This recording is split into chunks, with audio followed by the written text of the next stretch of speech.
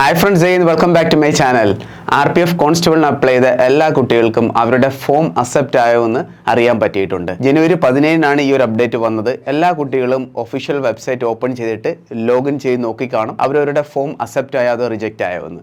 Accept ആയ എല്ലാ കുട്ടികൾക്കും ആന ഡിഫൻസ് അക്കാഡമിയുടെ ബെസ്റ്റ് വിഷസ്. ഇനി നിങ്ങളുടെ നെക്സ്റ്റ് ഫേസ് എന്താണെന്ന് പറഞ്ഞാൽ റിട്ടേൺ എക്സാം ആണ് വരാൻ പോകുന്നത്. ഇന്നത്തെ ഈ ഒരു വീഡിയോയിൽ ഞാൻ നിങ്ങളുമായിട്ട് ഷെയർ ചെയ്യാൻ പോകുന്നത് RPF കോൺസ്റ്റബിളിൻ്റെ എക്സാം ഡേറ്റ് എപ്പോഴായിരിക്കും, എക്സാം സിറ്റി എപ്പോഴായിരിക്കും നിങ്ങൾക്ക് അറിയാൻ പറ്റുന്നത്, അഡ്മിറ്റ് കാർഡ് എപ്പോഴായിരിക്കും നിങ്ങൾക്ക് ഡൗൺലോഡ് ചെയ്യാൻ പറ്റുന്നത്, ഫിസിക്കൽ ഈവന്റ് ഏതൊക്കെയാണ്, അതിനുവേണ്ടി നിങ്ങൾക്ക് നേരത്തെ പ്രിപ്പറേഷൻ ചെയ്യേണ്ട ആവശ്യമുണ്ടോ എന്നതിനെക്കുറിച്ചുള്ള എല്ലാ കാര്യങ്ങളും ഈ ഒരു വീഡിയോയിൽ ഞാൻ നിങ്ങളുമായിട്ട് ഷെയർ ചെയ്യുന്നതായിരിക്കും. നിങ്ങളും RPF കോൺസ്റ്റബിളിനെ തയ്യാറെടുക്കുന്ന കാൻഡിഡേറ്റ് ആണെങ്കിൽ ഈ ഒരു വീഡിയോ മസ്റ്റ് ആയിട്ട് നിങ്ങൾ സ്കിപ്പ് ചെയ്യാതെ full കണ്ടിരിക്കണം.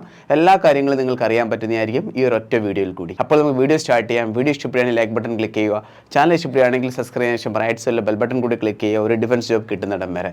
So sit back, relax, enjoy the video തുടങ്ങുന്നതിന് മുമ്പ് നമ്മുടെ ആന ഡിഫൻസ് അക്കാഡമിയിൽ ഇപ്പോൾ നടന്നുകൊണ്ടിരിക്കുന്ന കോഴ്സുകളാണ് SSGD 2025, RPF constable 2025, CSF fireman, Agniveer 2025 GD tradesman, technical office assistant, army nursing, പിന്നെ നേവി SSR ആൻഡ് MR. ഈ എല്ലാ ട്രേഡിലേക്കുമുള്ള ഓൺലൈൻ ആൻഡ് ഓഫ്ലൈൻ ക്ലാസ്സുകൾ ഇവിടെ ആരംഭിച്ചിട്ടുണ്ട്. ജോയിൻ ചെയ്യാൻ താല്പര്യമുള്ളവർക്ക് താഴെ കാണുന്ന കോൺടാക്ട് നമ്പറിൽ ബന്ധപ്പെടാവുന്നതാണ്. റിട്ടേൺ ക്ലാസ്സിനോടൊപ്പം തന്നെ ഇവിടെ നിങ്ങൾക്ക് ഫിസിക്കൽ ക്ലാസ്സുകളും അതോടൊപ്പം തന്നെ മെഡിക്കൽ അവയർനെസ്സും മെഡിക്കൽ ക്യാമ്പും അറ്റൻഡ് ചെയ്യാൻ പറ്റുന്നതായിരിക്കും. 2025 നിങ്ങളും ഒരു ഡിഫൻസ് യൂണിഫോം ആഗ്രഹിക്കുന്നുണ്ടെങ്കിൽ ധൈര്യമായിട്ട് ആന ഡിഫൻസ് അക്കാഡമിയിൽ ജോയിൻ ചെയ്യാവുന്നതാണ്. ഇനി നമുക്ക് വീഡിയോയുടെ മെയിൻ കണ്ടന്റിലോട്ട് പോകാം. അതിനു മുന്നേ നിങ്ങൾ അറിഞ്ഞിരിക്കേണ്ട ഒരു കാര്യമാണ്, ഇവിടെ കാണുന്നത് RPF SAയുടെ ആപ്ലിക്കേഷൻ ഫോം സ്റ്റാറ്റസിന്റെ ലെറ്റർ ആണ്. ഈ ഒരു ലെറ്റർ ഔട്ട് ആയത് സെപ്റ്റംബർ 30-നാണ്. ഈ ആപ്ലിക്കേഷൻ ഫോം സ്റ്റാറ്റസ് എന്ന് വെച്ചാൽ എന്താണ്? നിങ്ങൾ ഫോം ഫില്ല് ചെയ്യത്തില്ലേ, ആ ഒരു ഫോം ഫില്ലിങ് കറക്റ്റായിട്ട് നിങ്ങൾ ചെയ്തിട്ടുണ്ടെങ്കിൽ നിങ്ങളുടെ ഫോം അവിടെ അക്സെപ്റ്റ് ആയോ അതോ റിജക്റ്റ് ആയോ നിങ്ങൾക്ക് അറിയാൻ പറ്റും. അക്സെപ്റ്റ് ആയിട്ടുണ്ടെങ്കിൽ മാത്രമേ നിങ്ങൾക്ക് എക്സാം എഴുതാൻ പറ്റത്തുള്ളൂ. റിജക്റ്റ് ആയിട്ടുണ്ടെങ്കിൽ നിങ്ങൾക്ക് എക്സാം എഴുതാൻ പറ്റത്തില്ല. കൂടുതലും കുട്ടികളുടെ ഫോം എങ്ങനെയാണ് റിജക്റ്റ് ആവുന്നത്? അവർ പ്രോപ്പറായിട്ട് ഫോട്ടോ അപ്ലോഡ് ചെയ്ത് കാണത്തില്ല, സൈൻ പ്രോപ്പറായിട്ട് ചെയ്ത് കാണത്തില്ല, പിന്നെ അതേപോലെ തന്നെ അവർ മറ്റേതെങ്കിലും മിസ്റ്റേക്കുകൾ അവരുടെ ഫോം ഫില്ലിങ്ങിനകത്ത് വരുത്തിയിട്ടുണ്ടെങ്കിലാണ് അവരുടെ ഫോം റിജക്റ്റ് ആവുന്നത്. അങ്ങനെ റിജക്റ്റ് ആയിട്ട് നിങ്ങൾക്ക് അറിയാൻ പറ്റിയിട്ടുണ്ടെങ്കിൽ നിങ്ങൾക്ക് ഈ ഒരു എക്സാം എഴുതാൻ പറ്റുന്നതല്ല. അതേ രീതിയിൽ തന്നെ RPF SAയുടെ അപ്ഡേറ്റ് വന്ന എന്നാണ് സെപ്റ്റംബർ 30-നാണ്. ഇതിനുശേഷം ഇവരുടെ എക്സാം നടന്നതെന്നാണ് കുട്ടികളെ ഡിസംബർ 1st വീക്കിനാണ്. അതായത് ഡിസംബർ 5-നടുത്താണ് എന്താണ് ഇവരുടെ എക്സാം സ്റ്റാർട്ട് ആയത്.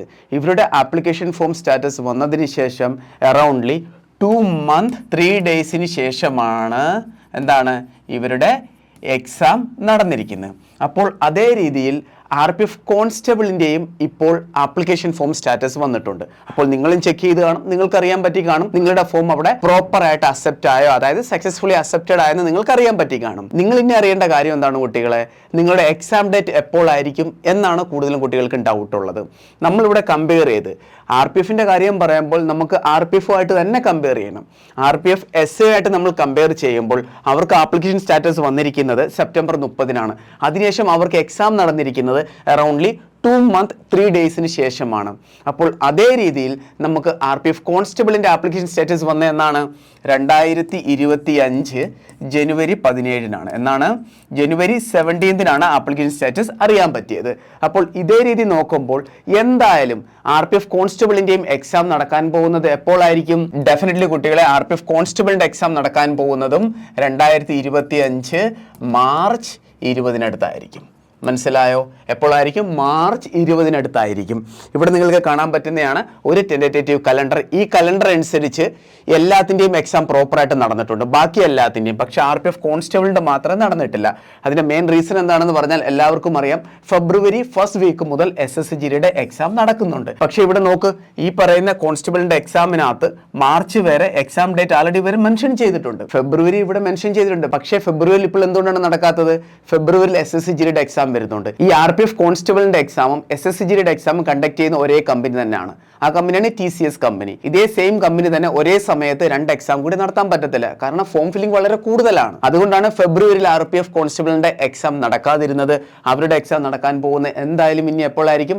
മാർച്ചിലായിരിക്കും. മാർച്ച് 20 അടുത്ത് എന്തായാലും നിങ്ങളുടെ എക്സാം കാണുന്നതായിരിക്കും. നമ്മളിത് കമ്പയർ ചെയ്തത് ഏത് എക്സാമുമായിട്ടാണ്? RPF SAയുടെ എക്സാമായിട്ട് കമ്പയർ ചെയ്തിട്ടാണ് ഞാൻ ഈ ഒരു കാര്യം നിങ്ങളുമായിട്ട് ഷെയർ ചെയ്തത്. അപ്പോൾ ഫോം അക്സെപ്റ്റ് ആയ എല്ലാ കുട്ടികൾക്കും ഒരു കാര്യം മനസ്സിലായി, മാർച്ചിനടുത്ത് നിങ്ങളുടെ എക്സാം കാണും. നല്ല രീതിയിൽ നിങ്ങൾ പ്രിപ്പറേഷൻ സ്റ്റാർട്ട് ചെയ്യുക.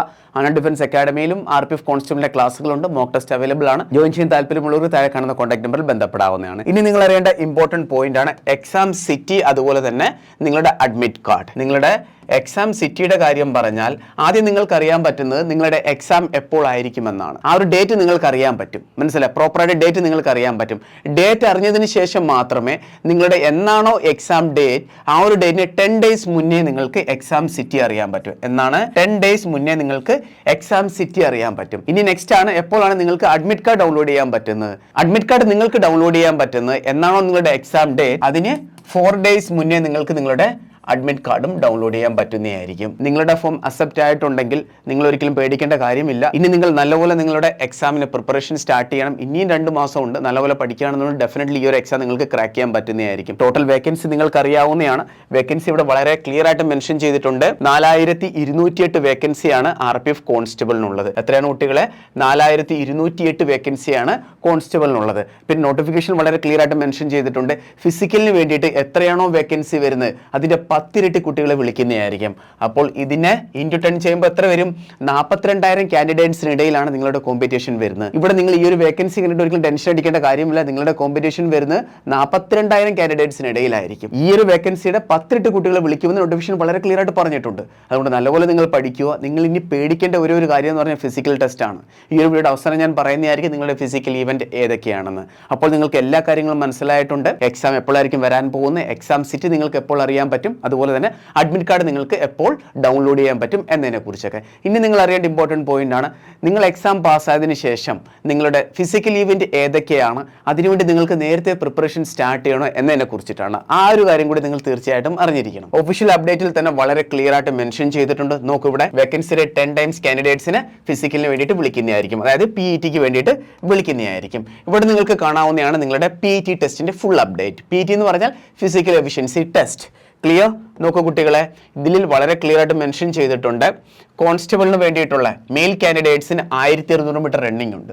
1600 മീറ്റർ റണ്ണിംഗ്, അതായത് 1.6 കിലോമീറ്റർ റണ്ണിംഗ് നിങ്ങൾ പാസ് ആവണമെന്നുണ്ടെങ്കിൽ നിങ്ങൾ ഓടിയെത്തേണ്ട ടൈമാണ് 5 minutes 45 seconds. പെൺകുട്ടികളാണെന്നുണ്ടെങ്കിൽ അവർക്ക് 1.6 കിലോമീറ്ററിൽ അതിന് പകരം അവർക്ക് 800 മീറ്റർ ആണ്. 800 മീറ്റർ ഓടിയെത്തേണ്ട ടൈമാണ് 3 minutes 40 seconds. അതിനുശേഷം പിന്നെ ലോങ് ജമ്പും ഹൈ ജമ്പും ഉണ്ട്. ആൺകുട്ടികൾക്ക് ലോങ് ജമ്പ് 14 feet, പിന്നെ ഹൈ ജമ്പ് 4 feet.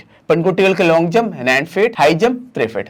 ഇത്രയുമാണ് ഫിസിക്കൽ ടെസ്റ്റിൽ വരുന്നത്. ഇനി കഴിഞ്ഞ തവണത്തെ ഈ ഒരു ഫിസിക്കൽ ടെസ്റ്റിന്റെ കാര്യം പറയുകയാണെന്നുണ്ടെങ്കിൽ കഴിഞ്ഞ തവണത്തെ ഫിസിക്കൽ ടെസ്റ്റിന് എത്ര കുട്ടികളാണ് അവർ വിളിച്ചത്, അത്രയും കുട്ടികളിൽ നിന്ന് പോലും അവർക്ക് ആവശ്യമുള്ള ആ ഒരു കാൻഡിഡേറ്റ്സിന് ലഭിച്ചിട്ടില്ലായിരുന്നു. അതിനുശേഷം പിന്നെ പിന്നെ മെറിറ്റ് ലിസ്റ്റ് അപ്ഡേറ്റ് ചെയ്യേണ്ടതായിട്ട് വന്നു.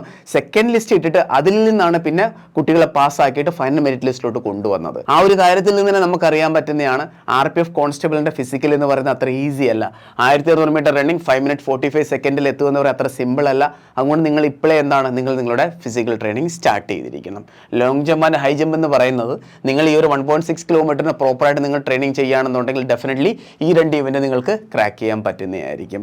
അപ്പോൾ നിങ്ങൾ ഇപ്പോഴേ തന്നെ എന്താണ് നിങ്ങളുടെ ട്രെയിനിങ് സ്റ്റാർട്ട് ചെയ്യണം. നിങ്ങളുടെ മൈൻഡിൽ ഒരു ക്ലിയർ ഐഡിയ കൊണ്ടുവരണം. RPF കോൺസ്റ്റബിളിന്റെ സെലക്ഷൻ പ്രോസസ്സിൽ ഫിസിക്കൽ എന്ന് പറയുന്ന ഒരു ഇവന്റ് കൂടിയുണ്ട്. അതിനുവേണ്ടി നിങ്ങൾ മെന്റലി പ്രിപ്പയർഡ് ആയിരിക്കണം. നിങ്ങൾ ഓവർ വെയിറ്റ് ആണെന്നുണ്ടെങ്കിൽ നേരത്തെ തന്നെ നല്ലൊരു ഡയറ്റൊക്കെ എടുത്ത് നിങ്ങൾ നിങ്ങളുടെ വെയിറ്റ് പരമാവധി കുറയ്ക്കാൻ നോക്കിയിരിക്കണം. ഐ ഹോപ്പ് നിങ്ങൾക്ക് ഈ ഒരു വീഡിയോ ഇഷ്ടപ്പെട്ട് കാണുമെന്ന്. എല്ലാ കാര്യങ്ങളും ഈ ഒരു വീഡിയോയിൽ വളരെ ക്ലിയർ ആയിട്ട് ഞാൻ നിങ്ങളോട് ഷെയർ ചെയ്തിട്ടുണ്ട്. വീഡിയോ ഇഷ്ടപ്പെടുന്ന ലൈക്ക് ബട്ടൺ ക്ലിക്ക് ചെയ്യുക. ഇൻഫോർമേറ്റീവ് തോന്നിയാണെങ്കിൽ പരമാവധി നമ്മുടെ കേരളത്തിലെ എല്ലാ ഡിഫൻസ് ഗ്രൂപ്പിലേക്കും ഷെയർ ചെയ്യുക. അപ്പോൾ നമുക്ക് വേറെ വീഡിയോ ഉടനെ തന്നെ കാണാം. Thank you so much. Jai Hind.